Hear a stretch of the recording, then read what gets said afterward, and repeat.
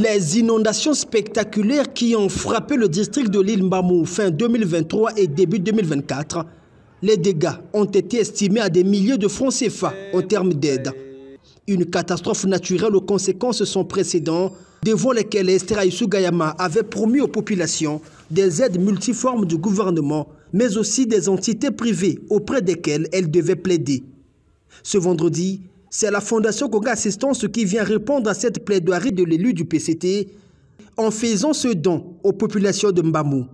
Honorable député de l'île Mbamou, monsieur le sous-préfet de l'île Mbamou, vous avez devant vous un échantillon des dons que un de nos partenaires, l'Église de Jésus-Christ des Saints des Derniers Jours, a mis à notre disposition pour que nous regardions ensemble avec eux comment apporter une aide aux populations qui ont subi les sinistres du changement climatique, notamment à travers les inondations qui ont touché toute notre République. Des vivres et des non-vivres composés essentiellement des bidons d'huile végétale, des cartons de sardines, de tomates et de savon, des sacs de riz, du sucre et du sel de cuisine, de l'eau minérale, des boîtes de lait, de matelas, bref, une donation de la première dame de la République du Congo venue de son partenaire religieux, l'Église de Jésus-Christ des Saints des Derniers Jours. L'association Congo Assistance a eu à manifester sa demande.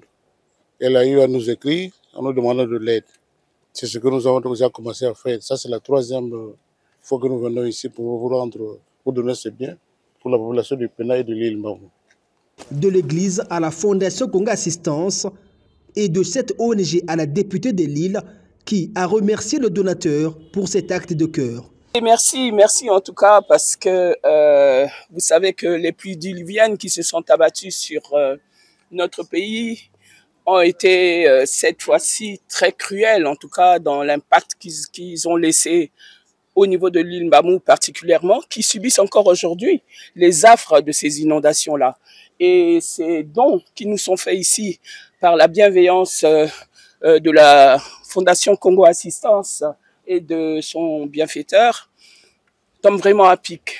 Alors nous remercions, il n'y a pas d'autre mot, nous remercions vraiment la grande dame, la première dame, la maman qui, après 40 ans d'exercice, parce que cette année, Congo Assistance a fêté son 40e anniversaire, n'a eu de cesse que d'apporter justement du réconfort aux populations démunies.